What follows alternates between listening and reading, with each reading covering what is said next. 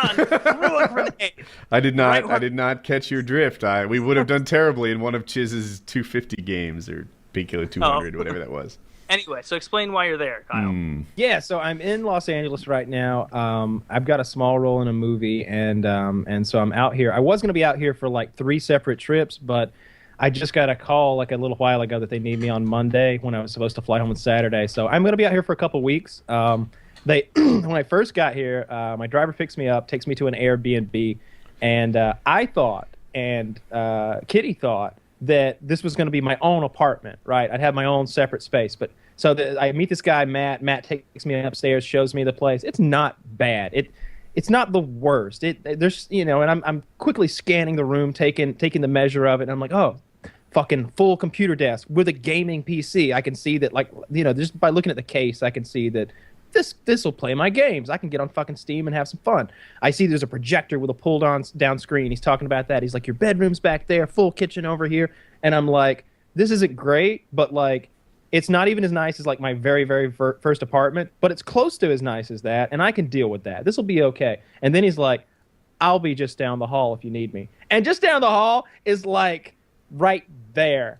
Like, oh, okay, yeah, you'll be right there, huh? Like 6 feet away. Because I'm sharing an apartment with a dude I don't fucking know, apparently. And I'm just like, I'm in my room, like, fucking texting, like, fix this, fix this, fix this, fix this. This isn't going to work. I'm going to fucking lose it. I can't deal with this. I get in there. The windows don't have glass on them. The windows don't have glass on them.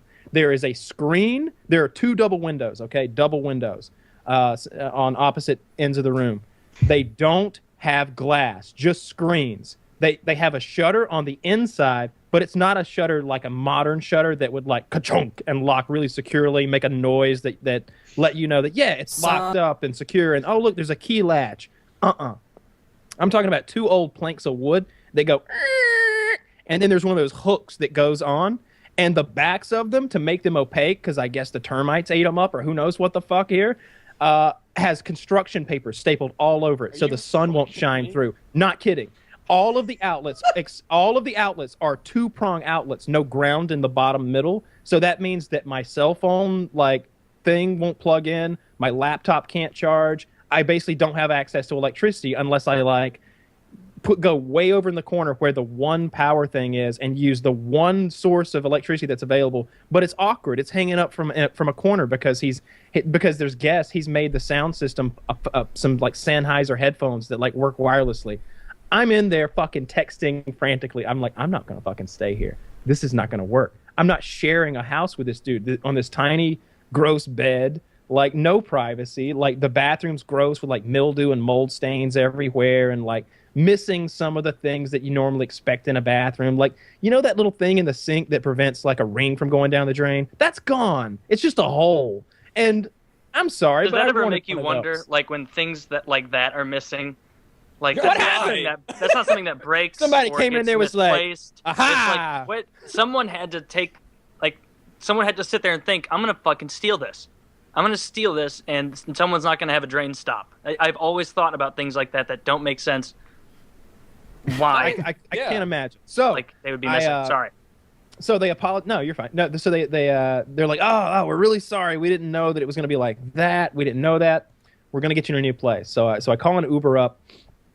They come pick me up, and they're taking me to a hotel. They give me the address to a hotel, but I don't even say anything to this Mac guy. I swear, I pick my luggage up, walk straight through the middle of his house, his tiny apartment. He was in his bedroom, hockey game, door cracked about, yay.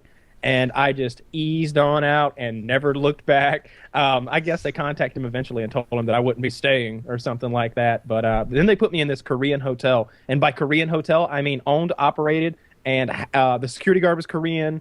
All of the other guests are Korean. 85% of the TV channels are Korean. And I don't mean dubbed, not just Korean programming, but dubbed American programming, both. Or it's all Korean. The menu, like I tried to order room service, and it was in fucking Korean. I'm not even kidding. It was outrageous. And there were little things wrong with that place, just little things. But I was happy to stay there. They also gave me twin beds, which I know these are little things, but it's like, come on, just get it right. If I were booking it, it would be right. That's all I'm saying. So then I don't complain about that. I didn't. But that was only a one-night thing. They were like, oh, we're getting you a new Airbnb place, it's gonna be pimp. And Kitty's coordinating with them and everything, and they send me a link, and I'm on set, my dressing room, sitting there looking at this thing, and I'm like, this is nice. This is nice. Big California king size bed. You know, there's a nice living room. I get here. It's a slum hole, okay? You open the front door, and there's a long, narrow hallway of doors that lead to rooms like this.